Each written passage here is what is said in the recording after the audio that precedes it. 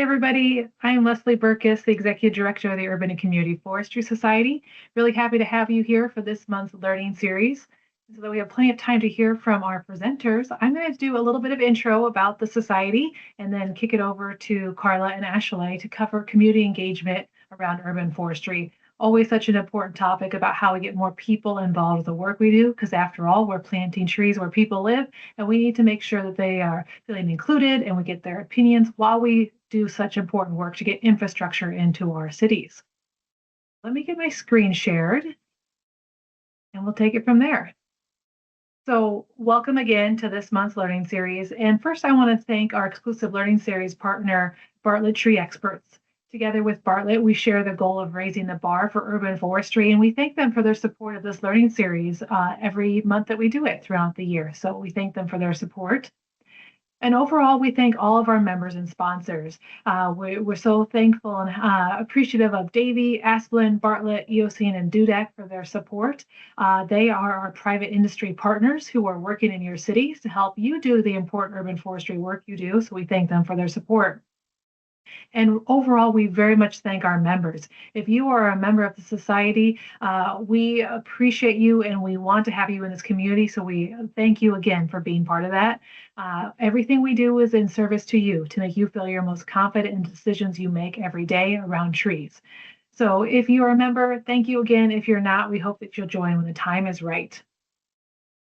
So here we're getting started and doing a little bit of introduction, and then I'm going to turn it over to Carla and Ashley. So they're going to talk about how we can integrate community engagement into our strategic planning processes, risk assessment, and our municipal operations. I think sometimes maybe as we're trying to get our work done every day, this idea of community engagement can feel like, yeah, I want to include our neighborhoods and the people I work with, but I got to get trees in the ground. I got to get them cared for. How do I do that work when I've got goals to hit? And so they're going to talk about some really critical ways, important ways that you can incorporate that into your work, and some really concrete ideas for how you might do that. At the end of our presentation, we're going to have our CEU form, and we'll drop that in the chat when we're done. And we'll have time for Q&A at the end of this session as well. A quick note here. I don't know if you've noticed so far, but everything through all of our learning series throughout this year and ongoing is done to support you and specifically to support UCFS's accreditation standards and our an ISA certified urban forest professional. The idea being that everything that you're learning at these will support your learnings for certified urban forest professional or to achieve accreditation through UCFS. So today is all about community engagement, and that supports standard 4 of accreditation or domain 3 of certified urban forest professional. So I hope that's making sense, but really if you're aiming to take the exam or you're looking to keep up your certification through ISA, this is the webinar for you. And then if you're looking to obtain accreditation, which we'll talk more about here in the next few months when we launch that more widely, this supports standard 4 of accreditation. As we're getting started here, I see people already dropping their name and where they're from in the chat. It's so wonderful to see where everyone is calling in from, people from across the globe, and we welcome you here today. This webinar is being recorded and we will share it with you when we are done. This is approved for one ISA CEU, and we will submit that on your behalf, and the form will go in the chat when we're done. And then feel free to ask questions along the way. Use that chat feature, the Q&A at the top. We'll be monitoring that and can ask questions of our presenters as we go along, or we'll ask them during the Q&A at the end. If you're new here and aren't familiar with the society, we are the professional membership home for the people who make or support daily tree care decisions. If you decide who, what, where, when, why, or how a tree goes in the ground, comes out of the ground, some decision is made about trees, this society is for you because we need to band together and help you feel confident in those decisions. Make sure you have the education and know-how to get more trees cared for and make sure they're healthy and flourishing where they are, and connect you with the people who are doing that. It can be a lonely job, it can be a tough job, but we've got a network of people here, 2,100 members, in fact, who are doing that work, and there's power in that, being connected with everyone. So that is our job every day, is to be here for you and to connect you with others. We do that in a variety of ways. I think this picture here on the cover of City Trees is one of the best examples of the work that we do, because you've got Shane McQuillan here, who probably organized that tree planting. He's doing proper arboriculture practices, getting that tree in the ground. And you see the media in the background, where he probably got interviewed after this and had to do some media engagement. Just this whole gambit of things that you're doing every single day. And we'll drop the link for this month's City Trees in the chat, because Ashley is our cover model, and you'll need to see Ashley on the cover of this month's City Trees.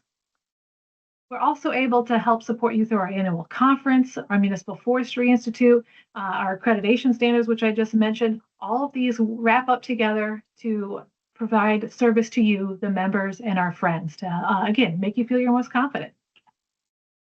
A few quick notes, and then before I turn it over to Carla. We have calls for presentation proposals for our conference. Our conference is coming up November 16th and 17th in St. Louis, Missouri, and we want to hear from you. We want you to submit your abstracts so that you can share your challenges and triumphs in urban forestry. So that is coming up just 2 weeks away, that we would like to see your presentation proposals. So we'll get that in the chat as well, but please submit something. We want to hear from you, and it's so important for people to learn from what you're doing in urban forestry. A note that Municipal Forestry Institute applications will open up on August 1st.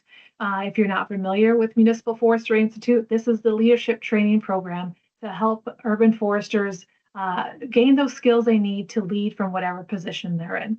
This is not proper arboriculture. It's not pest and disease knowledge. This is leadership skills. How do I lead my team? How do I lead community engagement? How do I identify myself as a leader, and what types of qualities do I bring to that role? That's everything we focus on at MFI. So week-long intensive training, and we've graduated over 1,000 people, Ashley and Carla being 2 grads from MFI. So we'd love to have you there. Applications will open August 1st. And with that, thank you again to our members. Truly, we appreciate you. We love having you here. We love being able to provide this to you and all this education every single month. Thank you again. If you're not a member, we hope that you'll join when the time is right. With that, I'm going to stop sharing and kick it over to you, Carla and Ashley. Great. Thank you, everyone. Ashley and I are super excited to be here with you. Usually I'm behind the scenes, so to get to have a minute in the spotlight is exciting, and to get to share that with Ashley. And we're really excited and impressed by the amount of leaders and community engagement experience in this room. So we hope to share something a little bit different. We want to bring an expanded view of community participation, all those things that we need to think about before we begin engagement and outreach. Yeah, like Carla said, we're super excited to share with you best practices and lessons learned. We're going to do that through real world examples, stories from our own experiences, and general practical knowledge that you can hopefully apply to your work regardless of the position that you currently hold. So just a few things about us. Like I said, you might know me. I'm the program and education manager. I'm often in these webinars, but usually in the background. But I came to urban forestry through social work. I worked with homeless and disabled adults in downtown San Francisco for many years. And I was hired for my first urban forestry job specifically because I was good at working with people and trained at working with people. And I love trees, and I think, but I really think it's all the people around the trees that really kept me here for so long. I'm also a landscape architect and a certified arborist. I'm going to talk a lot about my experience working at Friends of the Urban Forest, where I worked for almost 20 years. I started as a planting manager in the beginning, and then worked my way through many positions, and until I left, I was the vice president of operations. I'm also on the San Francisco Urban Forest Council, and I'm the new chair of the Bay Area Regional Urban Forest Council of the California Urban Forest Council. And I graduated from MFI in 2017, and I've been teaching, I've been an MFI instructor since 2021. Yeah, it's really awesome. I was lucky to learn from Carla and the other instructors at MFI. I attended in 2025. And it's really an incredible experience. Just another quick plug for that. But I really love that you mentioned, Carla, that you came over from being a social worker, and it's really clear in the way that you connect with others. And similar to you, I started in a different industry as well. I was a pastry chef before switching to the environmental sector 7 years ago.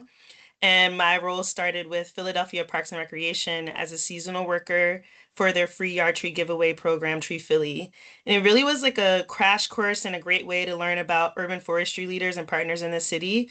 And after that, I volunteered with my local tree tenders group. And eventually, I led and organized my neighbors in a neighborhood in West Philadelphia, and then got a job at PHS. And now I'm running the Tree Tenders program. So it's been a really great trajectory, starting off in this role. Since then, I have become a certified arborist, and really, a lot of my customer service and people skills from my time in the restaurant industry still show up in my current role. I would say that serving people is my favorite part about community building. It really is about putting the community in the forefront, the same way that we would put customers in the forefront in the restaurant industry.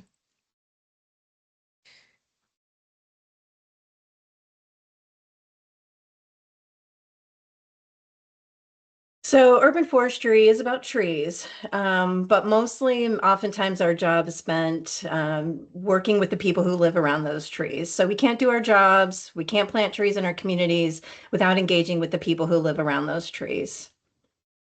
Yeah, exactly. Like, there's no way to do that work without them. And our call to action to you in the audience today is that by the end of this, you'll think big about community engagement, and you'll advocate to evolve community engagement in your programs from just a few outreach activities to a large scale function that supports tree planting programs and tree care operations.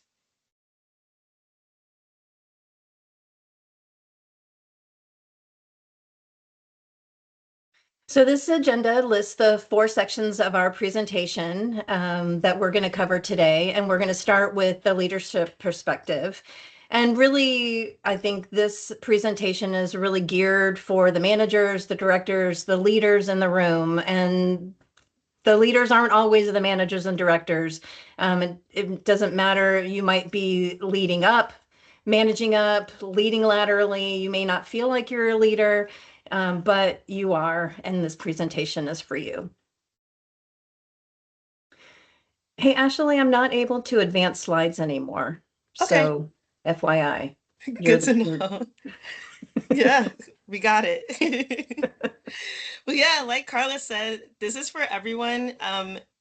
Many of you know, all of you know, none of us work in a vacuum, even within our own teams and our departments, interdepartmentally, within across organizations. We're all leaders in one way or another, and this is especially true when considering the broader communities that we serve. So many of you may have taken on your job because you have a passion for trees and tree care, but oftentimes the work is focused more on the people affected by the trees. Much of what we do, and much of what you do every day is leading, guiding, connecting, and bringing everyone to the table. And in order to be successful at that, you have to build trust, long-term relationships, and empower advocates.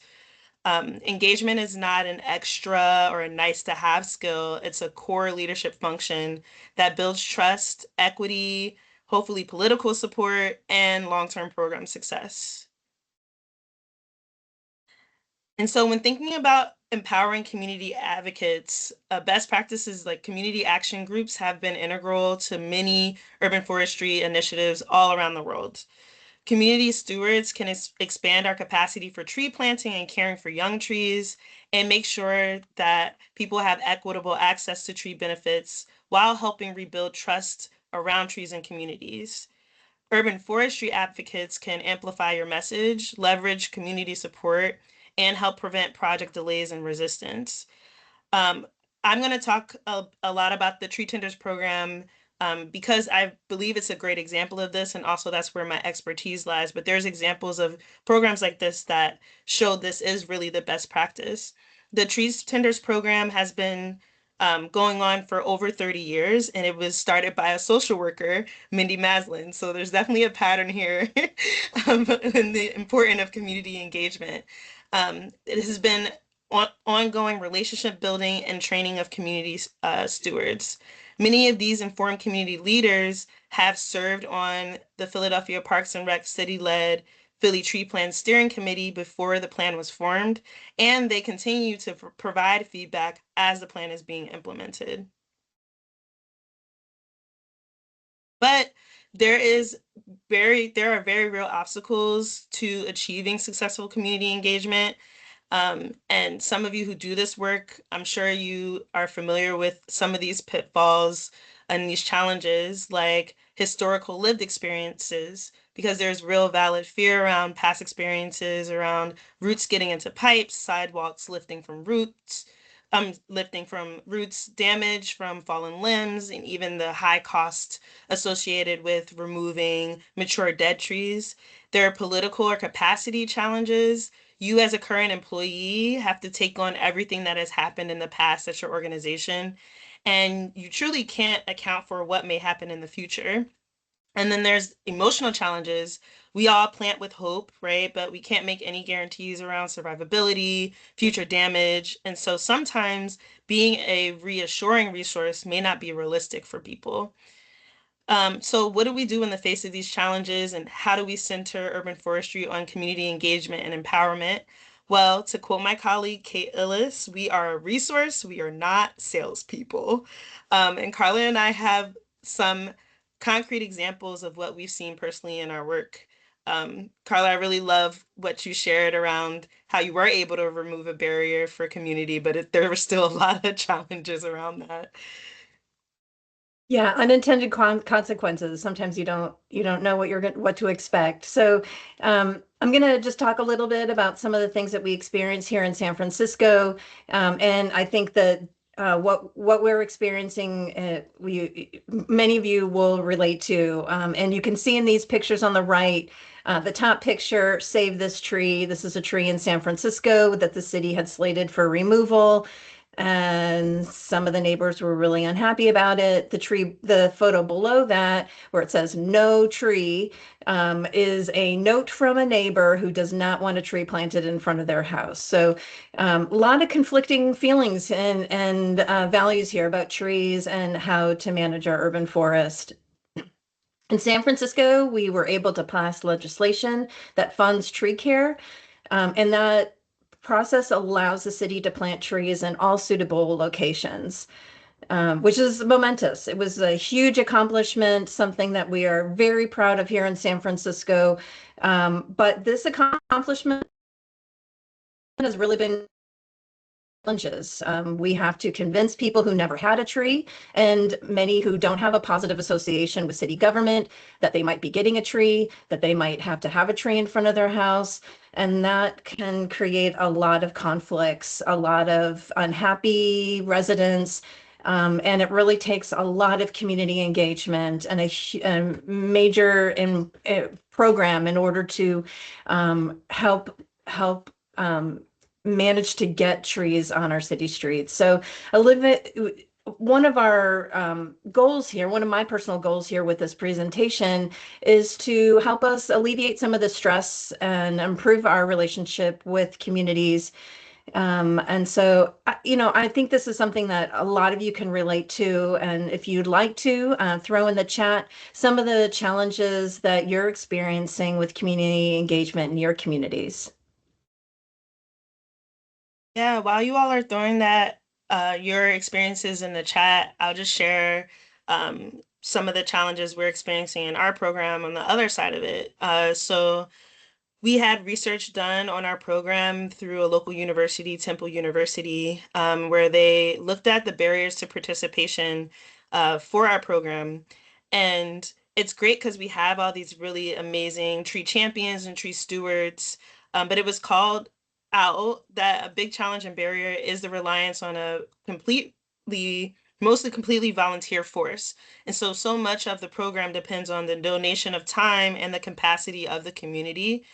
That in turn has a big effect on our data reporting. It has a big effect on the levels of engagement that is possible year round. And so we as an organization, we don't want to be punitive and want to respect that people are opting in, but we do have this real obligation to funders and to our colleagues within our organization. For now, we are able to roll out a modest stipend program through funding coming out of the Philly Tree Plan, and that's helped to continue to build trust and it alleviate just a little bit of a hurdle for leaders, but it definitely is not a long-term solution, and it's something we're continuing to look into. But we're excited to see some of the challenges that you all share and hope that you all can relate to each other. Now we'll share a framework that responds to those challenges that you can put into place to lead to successful community engagement, where the community is empowered to make decisions about the trees in their community while making sure diverse voices are at the table. So before we jump into that framework, we just want to center this around the communities that we work in. And one way to do that is to begin with a community inventory. Knowing who benefits from trees, who needs trees, who needs the most benefit from the trees, where where do we need to equitably plant trees? Knowing what the community's experience with trees in their neighborhood, how trees have been planted and cared for in the past, what that means for the people who are living there, and also who can be an advocate for canopy equity. Who are the community leaders that can help be trusted messengers and spread your messaging about trees coming to their communities, and how they can be and how they can participate in that. This is an image. The photo in this slide is a picture from Friends of the Urban Forest. You can see that black squiggly outline is the outline of our city, which is a peninsula. And this is a great demonstration of community mapping, where we had a group of people take sticky notes and just make some comments about their communities. So, you know, what they see there, how they feel about trees, what trees they have there, what they need. This is one way to doing this on a community level is one way to get to know the community and have them be able to share their personal experiences about trees in their community. Yeah, absolutely. Thank you for sharing this, Carla. I think it's super helpful to have like a visual component of what we're speaking about. And what I appreciate is that within that project, you all were thoughtfully mapping it out and trying to have as many voices at the table as possible and not just data mining. And what I mean by data mining is just extracting from the community the information that maybe you want to hear, and making sure that and instead making sure that you're thinking about the voices that need to be at the table. So I love that you highlighted not only the folks who would be tree champions, but who are the folks that have hard experience around trees. And what I really want to drive home is that those voices matter too. Don't shy away from those perspectives because they may be hard to hear, they may be challenging. They give you valuable insight into lived experiences and past injustices. And all this information is integrated into the strategic planning process. So you want to make sure that you prioritize and integrate the community at every stage of planning and don't make it an afterthought. So when you are going into strategic planning, plan for stipends, have translation services available, make sure that information is accessible in many different formats. So that could look like phone banking, in-person meetings, online surveys, and making sure really that you're reaching people where they are and how they're comfortable receiving information. Incorporate a plan to inform that same and the broader community after you're gathering information from them. So share out the results that you get and get feedback about those results. And then when you're implementing your plan, get feedback during the implementation of that plan. If you don't center the community, it can lead to a loss of trust and credibility in your work, and in extreme cases, project delays as well. The strategic plan then should define your community engagement program goals. like equitable tree canopy, building trust, incorporating local perspectives in education are ones that often come out of these strategic plan processes. And at minimum, a great strategic plan has these goals. I'm going to highlight a couple of goals from the Philly Tree Plan that took it a step further, like investing in people and communities using real dollars, communicate with residents by providing customer service, advocate for communities to benefit from the canopy, and my favorite, celebrate and support the ways community engage with the urban forest. The American Forest Tree Equity Handbook is a really great tool to help you think out your own plan, and it also highlights other successful plans that executed this model very well. So thinking about community engagement in terms of risk may seem like an unexpected direction, but assessing project risk is part of the strategic planning process, and community engagement risk really needs to be one of those aspects that you assess in that. And these risks are all things that we've seen before. It just may not have been framed in this way. We plant trees or remove trees and we don't engage with the community. You may have seen this recently in your own community where the city plans to remove a lot of trees and they don't engage the community enough. And then the community responds loud and long and gets the attention of the media or city officials. Projects are stalled and your credibility for the city might be tarnished. And also critically, historical inequities might be reinforced. So as you're considering your planting projects or tree removal projects, it's really important to assess the community risk so that you can have a successful project, have an engaged community, and have lifelong trees that are planted and cared for. So each of these risks are important to consider, and I'm just going to call them out in case you don't have your screen in front of you. Operational risk, so that is your operations, your project stalls or slows down because the community responds in an angry way. You might have political risk where you have pressure from city officials or unwanted media attention.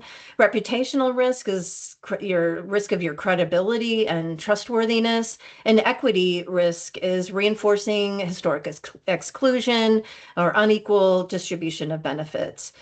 So really want to frame your strategic planning process and how you integrate community engagement to assess it through these different types of risk. And we're going to be coming back to this repeatedly.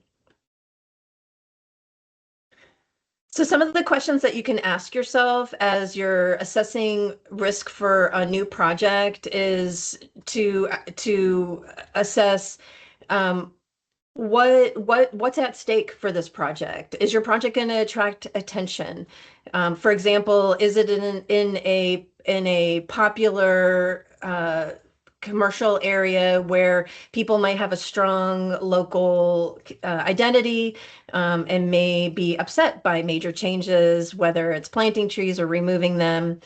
Who might feel excluded by this project? How will they feel about it? What are important things that need to be communicated early? What are some of the obstacles that you can foresee? So what are those things that you need to think about at the beginning? And what decisions are non-negotiable? Like what has to happen no matter what, so that we can gear our community engagement to get to that point so that everyone's on board for those things that are non-negotiable. Where are some ways that the community can actually help pivot with their input? What are some of the changes that they can make? Knowing where things can be changed and impacted by the community input is important to know in the beginning. And lastly, but not least, and this is not a complete list of questions. You might have some of your own, but knowing where you need community support. Where do you need to have trusted messengers that are advocating for your project, and where do you need to bring them in so they have the biggest impact and help to make your project successful?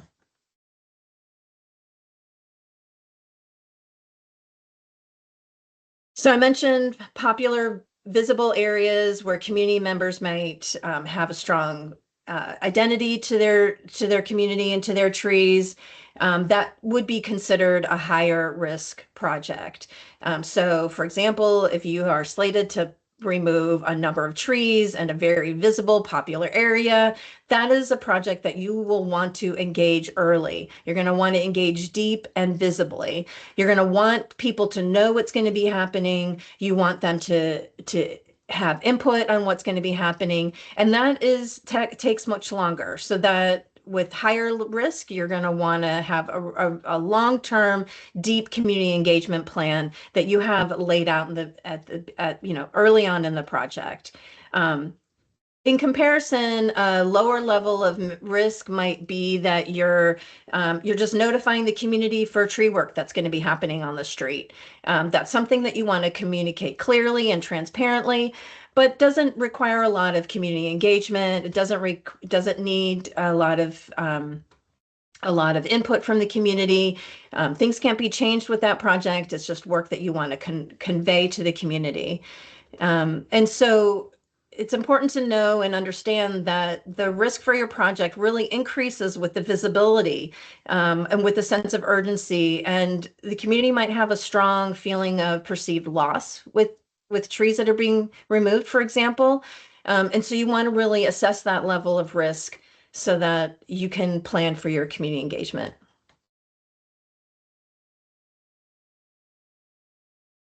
So we've covered where leaders come in with community engagement. We've laid out a little strategic planning framework, and now we're going to give some examples of best practices that you can use to developing your community engagement program. So these are 4 best practices that we are going to review. And I know that there is a lot of community engagement in this room. So if you would like, please share in your chat about some best management practices that have really helped to make your projects more successful.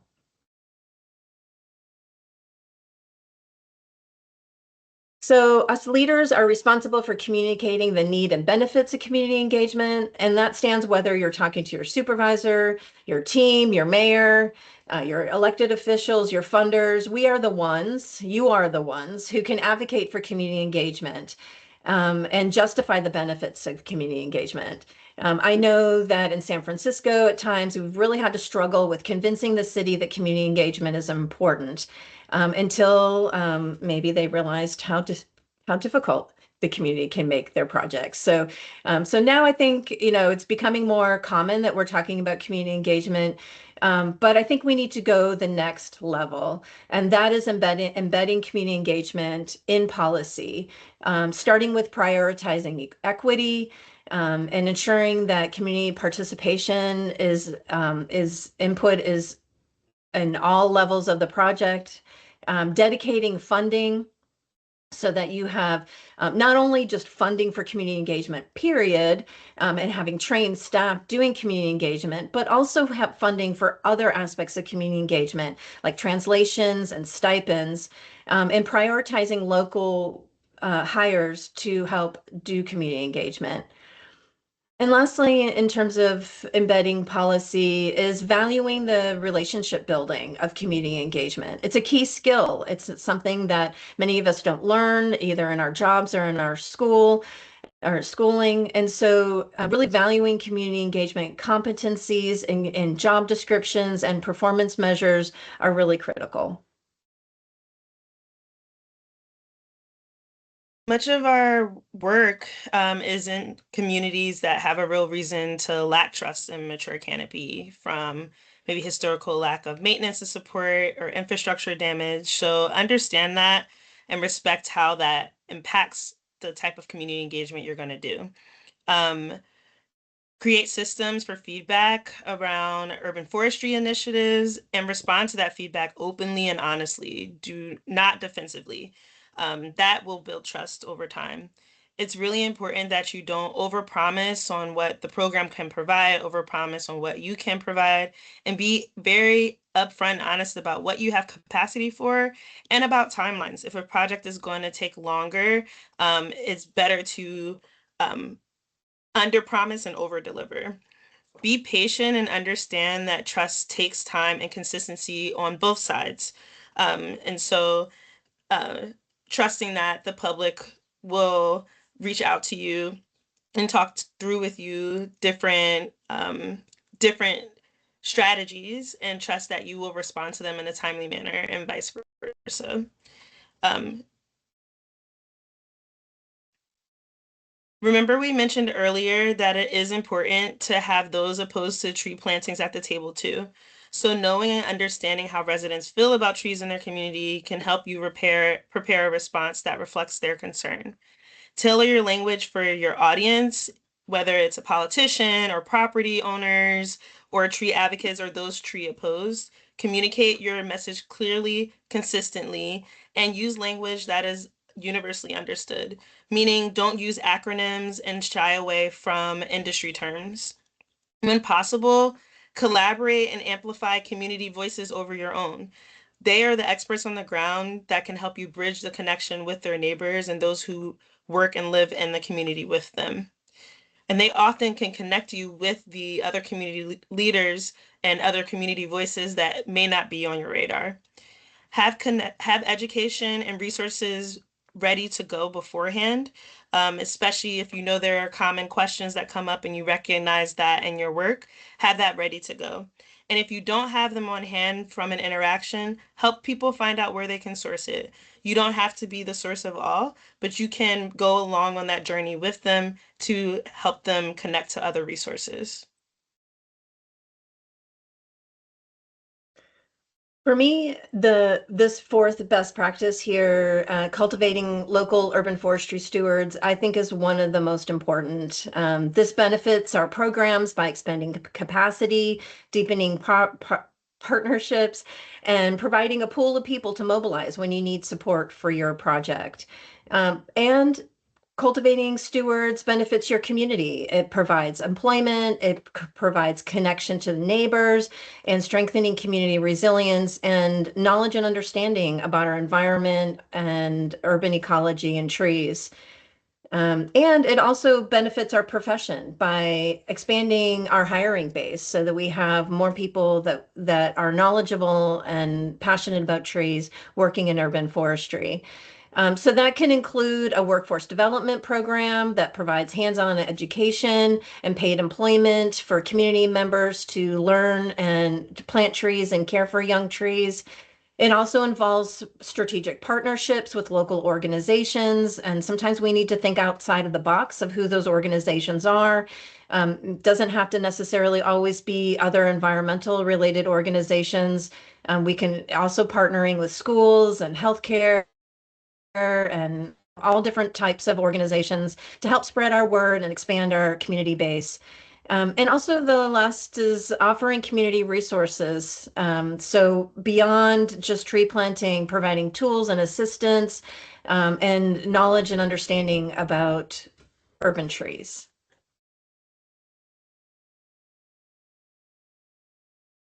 So we've reviewed a framework for community engagement. We explored best practices around that. So now we're going to look at a few approaches that adapt to the level of risk for your project. Carla mentioned that risk would come up later. Now we're back at risk. We're going to think strategically about the level of risk for our projects and align our community engagement approach with that risk. So as Carla mentioned before, projects that have high risk, just to remind you, need a higher and deeper level of community engagement. And those with lower risk, it doesn't mean that there's no engagement, but it just means that there might be a lower level of engagement. Doing strategic planning and assessing risk side by side helps ensure that your community is aligned with the work that you do instead of feeling a strong opposition to that work.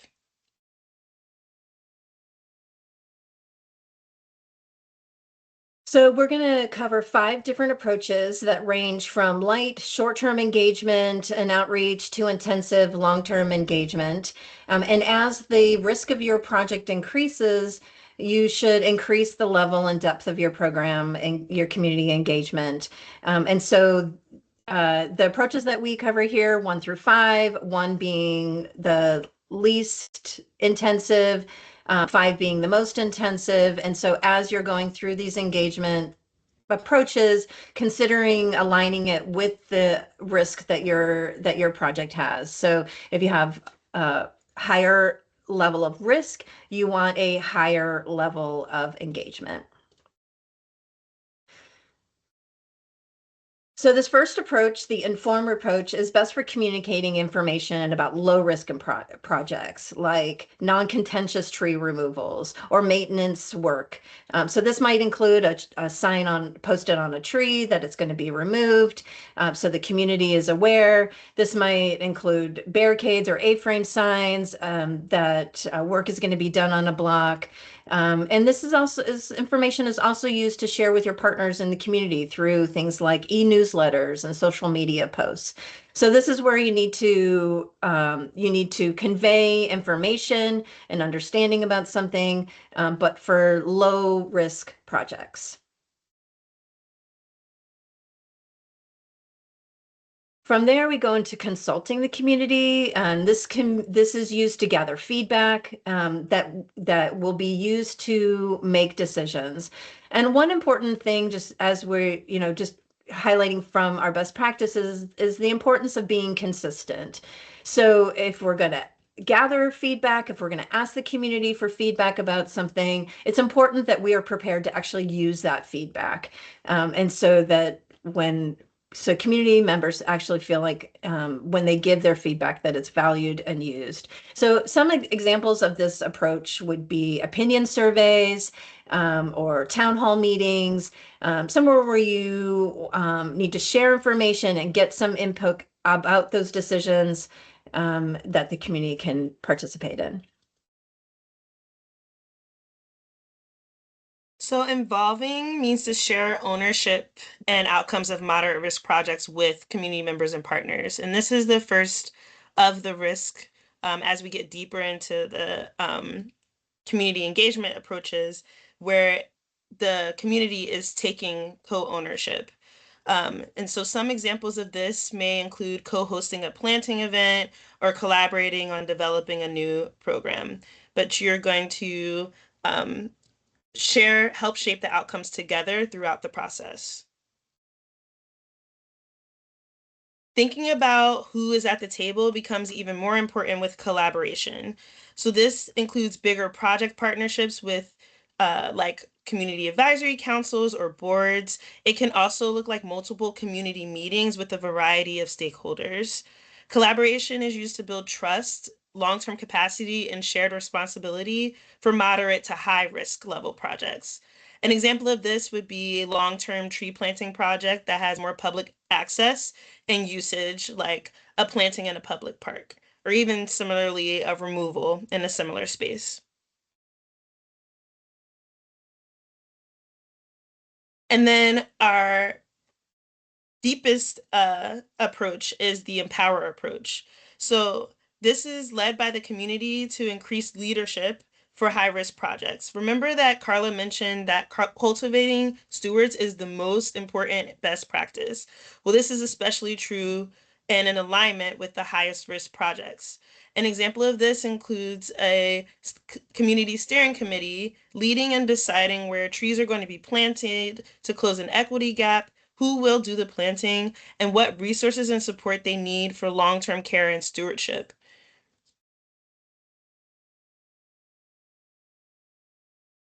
So we're coming to the end of our presentation, and so just a couple of takeaways that I want you to take with you. And that is that strategic planning can lead to a well-resourced, equitable, and community-driven engagement program. And so strategic planning is something that needs to be done very early in the project, and community engagement and assessing the risk of that project needs to be considered in that process. The level of risk must determine the level of engagement. And so aligning your engagement approach with the risk of that project will help lead to successful projects and engaged communities.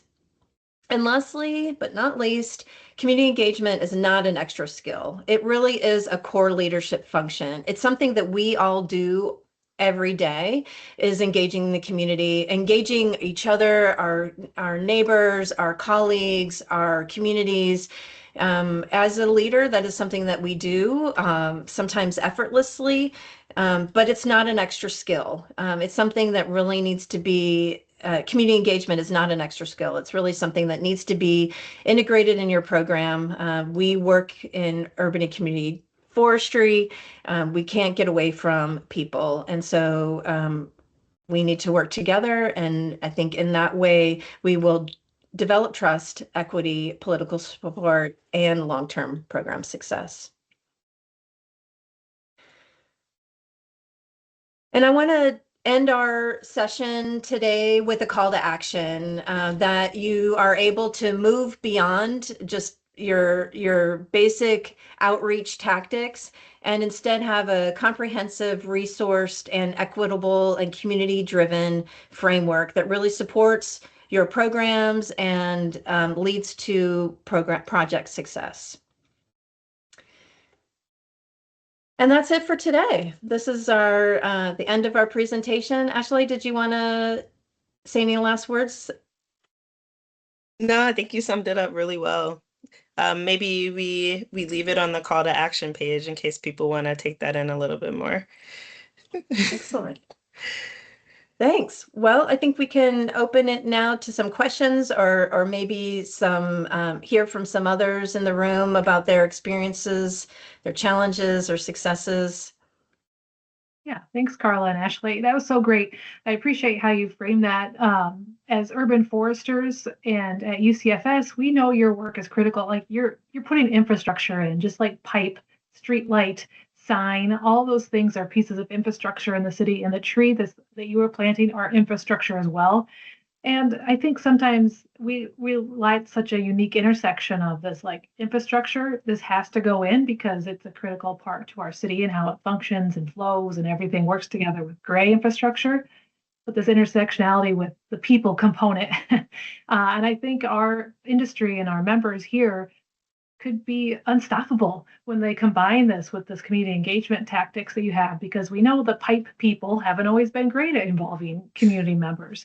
But if we take those steps now and put those into place because we know that people have such strong opinions on trees, both positive and negative, again, we could be unstoppable with the work that we're doing in cities. So, Carla and Ashley, we've gotten some really great comments here. You asked about some specifics. So Joe in Kansas City, Joe works, Joe, I'm blanking on the nonprofit right now, but has recruited a group of 12 neighborhood association presidents.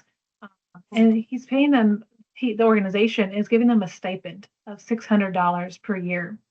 And I've heard of folks doing this, but I appreciate this specificity here, Joe, where they're paid per year and then they get trained and they're asked to do some very specific deliverables for that work, such as doing door-to-door outreach to neighborhoods, going to neighborhood meetings, speaking at district meetings, and then they get provided materials that they can hand out as well. So the trust that they are able to bring because they live in that neighborhood, they know the local level, and they can help the nonprofit get more trees planted is a really great example. And if you look at that $600 a year in your budget, it's probably a fairly minimal investment from the organization side of things, but could have a great impact on the people you're asking to do that work. Ashley or Carla, any comments to that? Have you seen that done in your communities, or have you heard of others doing something similar? Yeah, that's very similar to the stipend program we just piloted at my organization. We're also doing we have two levels, so it's 600 a year for the leaders that take on more responsibility, like organizing the tree plantings, getting their neighbors to sign up, submitting the data to our team. And then there's a smaller stipend at $100 per season, so up to $400 per year for the volunteers that support those leaders. So it could look like they helped at the registration table, or they helped with watering in the summer, or they helped with canvassing. And I'm curious, Joe, I would love to talk to you because we would love to give them more money, but the reason we chose the 600 is to help with the tax implications, so they wouldn't have to file a 1099. And also wondering, do you verify that they completed those tasks, and is there any like action taken if they don't, where they don't receive that stipend? But and I will say that the stipend program has been super well received by our leaders who have historically been doing this in a volunteer capacity, and that it is like they're very, very excited about it, and they're saying that they're going to use that funding. Some of them may not use it individually, but to put it back into the program, they say that this is going to go towards snacks for meetings or to rent a U-Haul truck to pick up trees, and so it really has helped with like lifting that barrier. Joe, I allowed Mike if you wanted to come off mic. No pressure, but you can come off if you have anything to share. I would say, yeah, we chose that 600 so that way it stays right under that threshold to where they don't have to claim it. I really like the idea of that 2 level. That's really cool. We might have to pilot something like that. And we really haven't had any of those neighborhood leaders not complete this. And they've typically chosen to bring or at least notify us, either bring a staff member along or it's done in partnership with our team. So we kind of know that it's happening, but it's been mostly on their honor, their word that they're doing it. And we've seen like tree requests and our do not plant requests go down when they've gone and done the work. So we kind of can verify that it's happening. But we thought it was important to not tie it too hard to like has to get X number of trees planted because then it feels more transactional and less like honoring their expertise in their own communities. But Yeah, I love that. Yeah, that's like essentially want to get to the heart too, that like these stipends aren't meant to be transactional. They're not employees. They're like volunteers doing this work, and really this is like, a thank you gift for them and not necessarily it's definitely not a salary or a livable wage at all. I love that you are doing that work. I think it's really, really incredible. And yeah, maybe we can connect offline and just exchange like best practices and what we've seen. Well, thanks for sharing that, Joe and Ashley. And for folks who might be working for a city, you probably already picked up both Joe and Ashley work for nonprofits. So the nonprofit would have more latitude to be able to help support something like this. So it's a great example of how a city might partner with a nonprofit, and perhaps you're lucky enough to have a very tree focused or environmental outdoor focused nonprofit in your city. Maybe not. There could be something sort of tangential to that that could help support this type of work and might be a good way to outreach to folks and bring in some new people to do this work.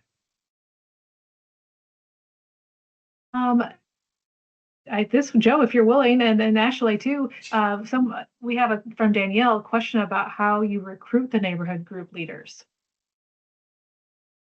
Yeah, I can go first. This is a quick answer, and then I'll visit uh, pass the mic to Joe. Thankfully, this was a program, again, founded by Mindy Maslin, where she did so much relationship building over 30 years. So a lot of those neighborhood leaders existed already and had been doing the work for a long time. And so there was not really a recruitment. It was more of an announcement that finally we have something in place where we can pay you for your efforts. And so the applications came rolling in very excitedly.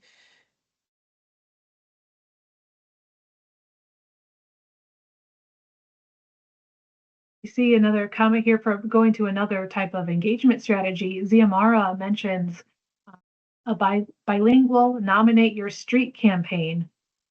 Started up a new tree planting project in an area with lots of available sites. So that might be, Carla, I'm thinking about the low risk, high risk hierarchy of things. And the nominating your street might be a little bit of a lower risk start, but it could turn into higher risk, I guess, as you start involving more people. Any comments or thoughts as you hear something like that? I think the bilingual part's really important to point out as well. Yeah, I think one of the benefits to programs like that is that it engages people independently from maybe tree tree work that's happening on their block. So it encourages them to appreciate their community and the benefits of the beauty of their community.